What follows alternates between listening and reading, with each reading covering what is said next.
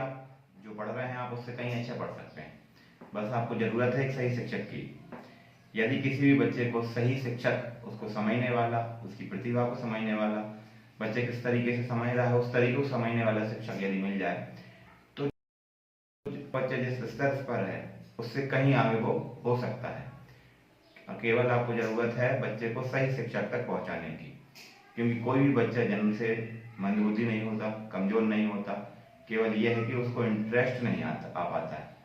तो उसको इंटरेस्ट किस तरीके से आता है, सभी बच्चे अलग अलग तरीके से होते हैं, अलग अलग बुद्धि लेकर, अलग अलग इंटरेस्ट लेकर पैदा होते हैं। किसी को किसी दूसरे तरीके से आता है, किसी को इस तरीके से आता है। तो ये बच्चों में स्वाभाविक सी बात है, और बच्चे होना, बच्चों को समझना कोई मामूली बात नहीं है। आप बहुत बड़े लेवल से आपके अनुभवों से सीख के किसी भी बात की तुलना करते हैं, किसी तरीके से समझते हैं, लेकिन बच्चे बहुत छोटी सी दुनिया रहती है उनकी, बहुत कल्पनाओं में ज़्यादा जीते हैं।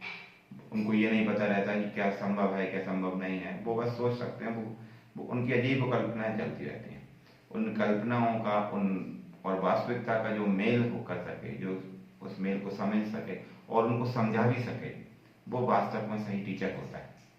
और उसको समझाने के लिए आपको पहले बच्चे को समझना पड़ेगा। आप यदि बच्चे को समझ पाते हैं और उनको समझा पाते हैं तभी आप बच्चे को सिखा पाएंगे। और बच्चे को सिखाने से पहले ये समझाना भी जरूरी है कि ये क्यों सिखाना है। क्या केवल नंबरों के लिए ही, क्या केवल परसेंटेज के लिए ही, क्या केवल माता पिता के डर के लिए ही, क्या मैडम और स्कूल के डर के लिए। बच्चा आखिर पढ़ना नहीं चाहता है तो उसको उसको कई बार लगता है कि मैडम डांटेगी, ठीक है वो तो वैसे भी डांटती रहती, मम्मी पापा नाराज होंगे, वो तो किसी ना किसी बात से होते ही रहते हैं। तो बच्चों में जब तक इस तरीके के मनोभाव रहेंगे कि हमें तो डांट पढ़नी ही है, मम्मी डांट रही है इसलिए मैं पढ़ लेता हूँ, तब तक बच्चा पढ़ नहीं पाएगा। वो आपका किताब के सामने बैठा रहेगा, एक दो बार आप डांटेंगे मारेंगे तो वो आपको याद करके सुना देगा, लेकिन बच्चा सीख नहीं पाएगा। सीख भी जाएगा तो समझ नहीं पाएगा। सीखने में और समझने में बहुत बड़ा अंतर होता है। सीखना मतलब केवल हम परीक्षा के लिए तैयारी करते हैं, जो भी परीक्षा में आता है हम लिख देते हैं, उसके बाद हम भूल जाते हैं कि कुछ भी हमने पढ़ा लिया। और समझना ऐसा कि जब भी हमें उस पढ़ाई की जरूरत पड़ेगी हमारे दिमाग में सबसे पहले वो पॉइंट पुश होगा और हमें समझ में आएगा कि अरे हाँ ये तो मैंने पढ़ा हुआ था, इसको तो इस तरीके से हम कर सकते हैं। बहुत सारे पजल्स वाले सवाल हमारे मैथ्स के ही बने रहते हैं, कोई भी सडनली हमसे पूछ लेता है, हम नहीं बता पाते, जबकि वो सवाल हमने कई बार पढ़े हुए हैं। कई समस्याएं जो हमारे जीवन में फेस होती हैं वो हमने पढ़ी हुई है, लेकिन हमने केवल उसको सीखना चाहा, समझना नहीं चाहा, इसलिए वो हम भूल जाते हैं।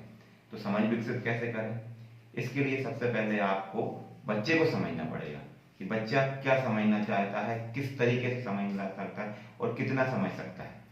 उसके बाद में जब बच्चा आपसे एक बार कनेक्ट हो जाता है, आपका कम्युनिकेशन का जो गैप रहता है वो मिट जाता है, एक दूसरे को आप समझ पाते हैं, फिर आपको पढ़ाने में बड़ा मजा आता है और बच्चे को पढ़ने में बड़ा मजा आता है। और बच्चे को सही टीचर का मिलना बहुत ज़्यादा जरूरी है। चलिए हम इन्हीं बातों को आगे लेकर चलते हुए 3 महीने के कोर्स के लिए चलते हैं।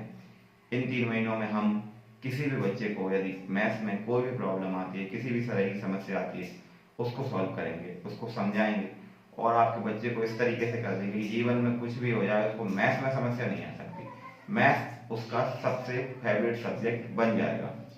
मैथ बहुत सरल सब्जेक्ट रहता है, हमें केवल बच्चे को और बच्चे को मैथ्स को थोड़े दोनों को थोड़ा थोड़ा समय देना पड़ता है, और उसके बाद में मैथ्स जैसा इंटरेस्टिंग सब्जेक्ट कोई दूसरा होता नहीं। इसी ढेर सारी शुभकामनाओं के साथ, महाशिवरात्रि की ढेर सारी शुभकामनाओं के साथ हम इस सफर को आज प्रारंभ करते हैं।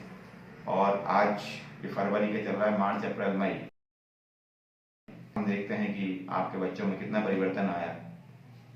और इन्हीं ढेर सारी शुभकामनाओं के साथ हम इस सफर को शुरुआत करते हैं। आशा करते हैं कि भगवान भोलेनाथ की कृपा से आपका बच्चा दिन ब दिन तरक्की करे, प्रगति करे और नई नई ऊंचाइयों को छुए।